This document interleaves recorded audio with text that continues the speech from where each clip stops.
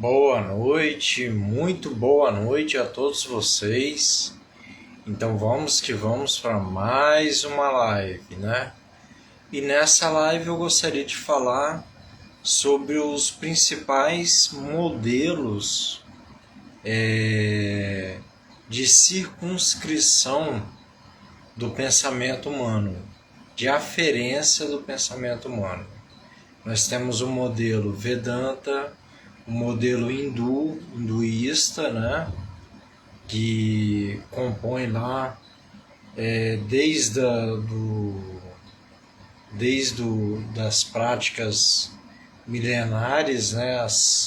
Há 10 mil anos atrás, né? Ou até mais, até a prática do yoga e depois do yoga também, né? Então, o modelo hindu, os agrupamentos hindus, né? Nós temos, e esse agrupamento hindu, ele permite, por exemplo, que o ancião, que seja o ancião que eu digo assim, o monge, o buscador, entendeu?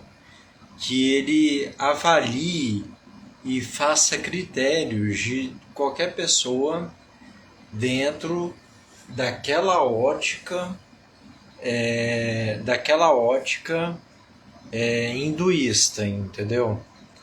E sem contar também os fatores, os outros conhecimentos que a pessoa tem, entendeu? Porque a pessoa ela não só incorpora aquilo, o hinduísmo, entendeu? Ela vai estudar um pouco de medicina clássica chinesa, ela vai estudar um pouco do taoísmo, do shintoísmo, do Bhagavad do hinduísmo, dos chineses, entendeu? Ela vai estudar um pouco da tradição judaica, entendeu? Então, da tradição africana, entendeu? Da tradição brasileira, da tradição latina, entendeu? Romana, entendeu? Então, cada tradição dessa compõe uma forma de averiguação daquilo que se é, de que se é fato, entendeu? E isso tudo são os princípios, os modelos principais de pensamento que rege o mundo, entendeu? Então todos esses modelos são princípios evangélicos, entendeu? Então esses princípios evangélicos são os modelos, né? Então, quando vem Jesus, no caso, e esses princípios evangélicos, eles diziam que alguém iria completar na máxima envergadura todos os patamares possíveis que um ser humano pode alcançar, entendeu? Em sabedoria e amor, né? Nós temos no modelo judaico, no modelo hinduísta, no modelo chinês, o modelo egípcio, o modelo dos índios, indígena, o modelo nórdico, entendeu? Do modelo de vários modelos, entendeu? Inclusive do nome Allan Kardec, de onde que ele veio, entendeu? Então nós temos vários modelos. E esses modelos foi um fator educativo para as mentes tanto fortes quanto fracas, entendeu? Para que elas se educassem dentro dos princípios feitos por Jesus, né? Elaborado pelos emissários de Jesus aqui no planeta Terra para a humanidade terrestre, né? A humanidade que transitaria aqui no planeta Terra, entendeu? E com a vinda de Jesus, a aderência de Jesus a toda a humanidade e a todos os modelos, ficaram até ultrapassados, entendeu? Porque Jesus compreendia tudo aquilo, todos aqueles monumentos cosmogônicos e muito mais, entendeu? Ele não só compreendia a descrição, a historiografia ayurvédica, Vedanta, Bhagavad Gita, a historiografia hinduísta, como a chinesa, como a africana. Ele compreendia todas. A de Atlanta, né? Das Américas, né? Que é o... Enfim, ele compreendia todas as tradições, entendeu? E ele teve precursores, né? Então, quando ele chegou à Terra, ele compreendeu muito mais, certo? Isso eu acabei de dizer. Mas aí ele simbolizava o puro amor, entendeu? Aquilo que reverbera no mais alto patamar da criatura, entendeu? Porque a criatura ela só obedece ao amor, às ordens do amor, entendeu? Ela pode ser escrava, ela pode passar uma vida sofrendo, mas só o que toca ela é o amor. Os desejos que são alvo de averiguação de todas as tradições, né? Inclusive do espiritismo também, né? Que é uma reformulação de todas as tradições, uma nova tradição, vamos botar assim, entendeu? Os desejos, todas elas vão falar que o corpo, o hedonismo é uma prática o corporal, entendeu? O carnal é a prática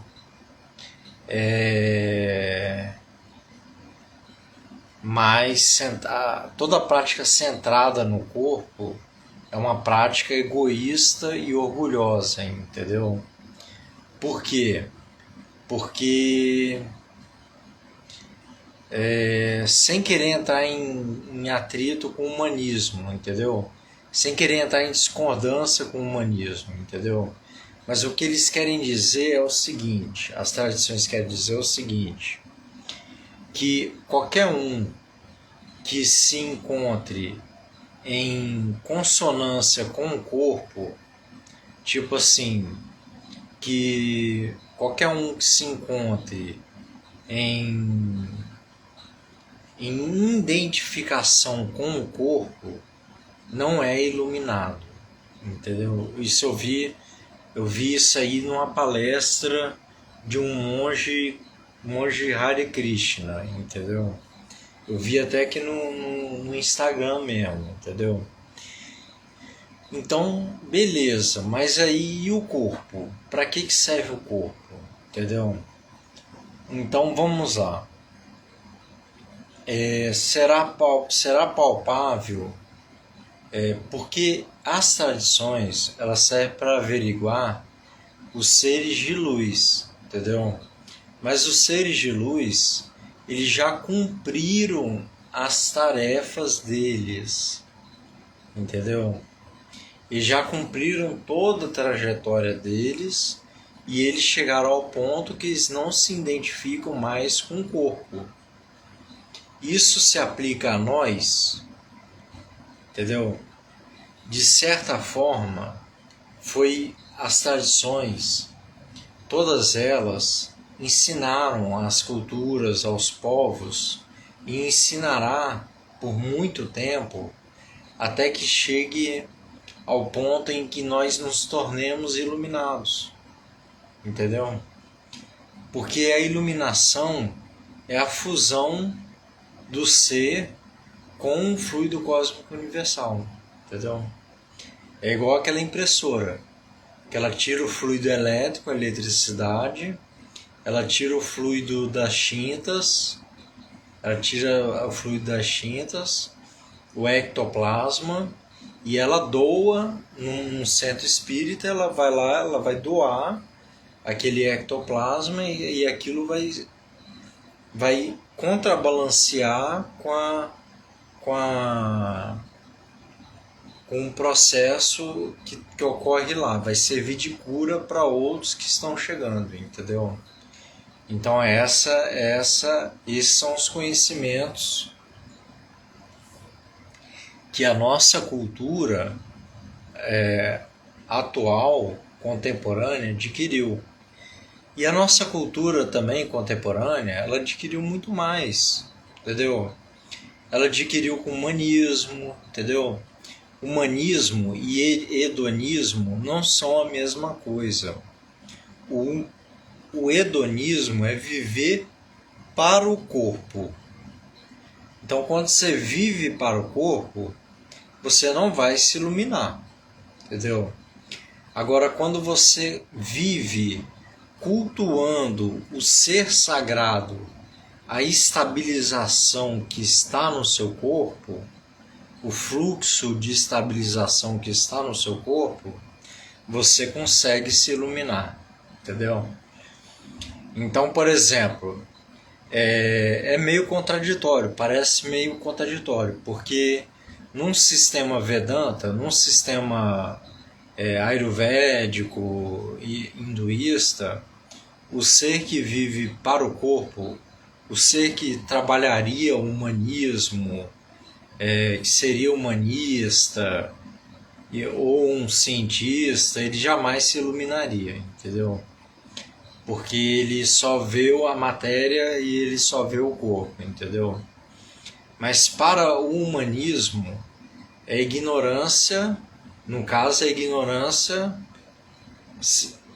dizer que jamais se iluminaria seria ignorância de quem está falando isso em relação ao conhecimento do humanismo, entendeu?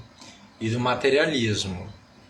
Então, por exemplo, o humanismo ele vai trabalhar diretamente os processos mentais que surgem a partir do corpo, da escuta do corpo. É como se fosse uma leitura corporal, um eletrograma corporal do sistema nervoso, entendeu? Enquanto ele tem os impactos, os traumas psicológicos, os traumas mentais, toda a estrutura semimaterial e imaterial que atua no sistema nervoso, entendeu? Então nós sabemos que nós temos uma estrutura material, que é o corpo, uma estrutura semimaterial, que é a mente, e uma estrutura imaterial, que é o espírito. E o espírito não pode ser pego pelo corpo. Como é que algo vai pegar o espírito? Entendeu? Seria como perseguir um pássaro, entendeu?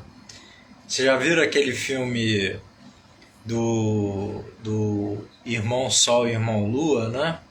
Quando o São Francisco ele acorda de um surto, né? Que ele foi lá para a Itália, foi lá para a Judéia, para a Palestina, em ordem da família, né? E ele acorda daquele surto e ele vai caçar o espírito dele, entendeu? E é simbolicamente um pássaro ali, entendeu? Esse pássaro simbolicamente é o espírito, entendeu?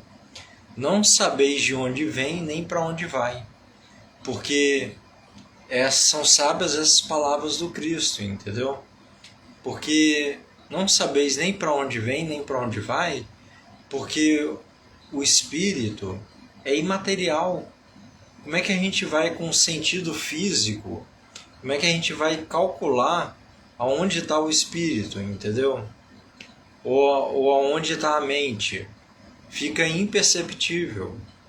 A mente até que é perceptível. Ela torna perceptível, ela torna sintomático, entendeu? Mas algumas tradições tentam anular, e até algumas linhas do humanismo tentam anular, mal compreendidas, entendeu?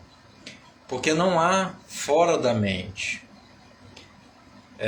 O que há é quando a pessoa alcança um estado, um buscador alcança um estado meditativo, do qual a percepção e o espírito dele está completamente conectado com o corpo, entendeu?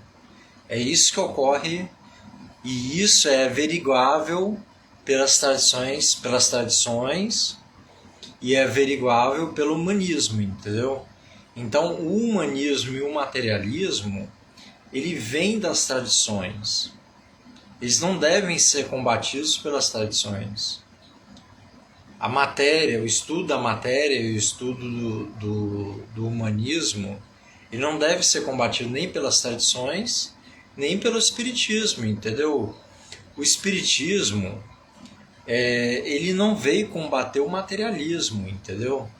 Ele veio combater a distorção que a gente faz do mundo material, entendeu? Os desejos, é isso aí que ele veio combater, entendeu? Ele não veio combater nada. Os princípios espíritas, ele não combate nada, entendeu? Ele é um edifício livre, solto, entendeu? Solto como farol, um farol de Santa Luzia, por exemplo, que tem aqui na Grande Vitória, em Vila Velha, entendeu? Ele é solto. E o espiritismo é a ciência do espírito, entendeu? Então, ela está muito pouco formulada ainda, entendeu? Ela ganhou baliza nesse século aí, mas ela tem muito a avançar. Então, aqueles que falam que a ciência acabou, que o mundo vai acabar, que a ciência acabou, que as tradições acabaram com a vinda de Jesus e ficaram aqueles que... Não, as tradições, elas estão aí como métricas para que a gente aprenda as tradições. Aprenda nas tradições as métricas para os cálculos dos espíritos que habitam aqui a Terra, dos encarnados e desencarnados que habitam a Terra, entendeu? São métricas, são sistemas de crenças, entendeu? Sistemas de princípios e valores, de éticas e de naturalidades. Então é isso aí. E a ciência é a concretização de todo o progresso humano coletivo dentro daquilo que a ciência, a religião, a filosofia, as artes, entendeu? Dentro do pensamento humano, entendeu? E o pensamento humano, ele não cabe numa pessoa, entendeu? Só Jesus na causa, né? Para que, na causa que eu digo assim, de uma pessoa achar que ela tem a métrica perfeita, entendeu? Ela pode compreender uma métrica de um buraco negro, a métrica de uma estrela, entendeu? Uma métrica da física. Ela pode aprender a métrica da quântica, entendeu? O sistema quântico, o modelo quântico. Ela pode aprender o modelo hindu, ela pode aprender o modelo chinês.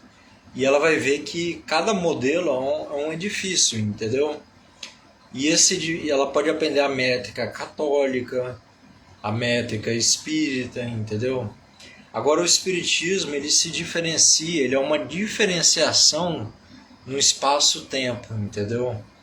Porque ele foi pautado na linhagem do passado terminando uma era, entendeu? Então, como se fosse uma nova era. Então, é quando os progressos humanos completam, sinalizaram no século XIX e XX, entendeu? E uma nova era surge.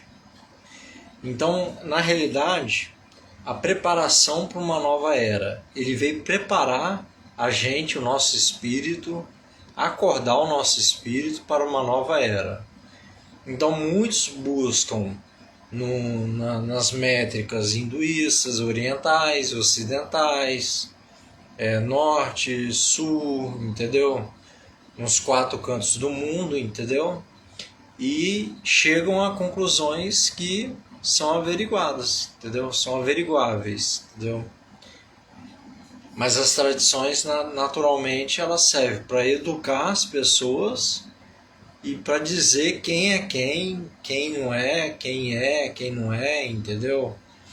Mas quando fica essa questão de quem é quem não é porque já virou uma questão política, entendeu? É porque já tem muita política, muito pajé representando as tradições. Aí que vale o apelo. Fora da caridade não há salvação, entendeu? Porque se a gente não praticar a caridade nesses tempos, seja a caridade elucidativa, seja a caridade material, elucidativa, a gente vai perder uma oportunidade imensa de se elevar espiritualmente e de garantir um futuro melhor, entendeu? Porque é pela caridade que a gente consegue um futuro melhor. Muitos acreditam que é fora do yoga, não há salvação, fora a pessoa fora de si que não há salvação, né? É fora da caridade que não há salvação. Então tem vários modelos também para definir isso aí também, essa questão da salvação, entendeu? Fora de Jesus não há salvação, fora da caridade não há salvação, fora do yoga não há salvação. Por quê? Porque é como se a gente tivesse num poliedro. Cada visão, cada faceta vai encarar de uma forma diferente. Então a gente vai ver uma métrica diferente de acordo com a cultura que a gente segue, entendeu? Tem uma métrica diferente. Por isso, o nosso patamar educacional, de acordo com as organizações Mundial da Saúde, é psicossocioespiritual. É psicofisiológico, social e espiritual, significando uma transcendência dentro de uma transcendência também como fator métrico também, entendeu? Então é isso aí, galera. Então obrigado por assistirem e até mais aí. Muito obrigado. Um abraço a todos, Feliz Natal e que todos se sintam abençoados.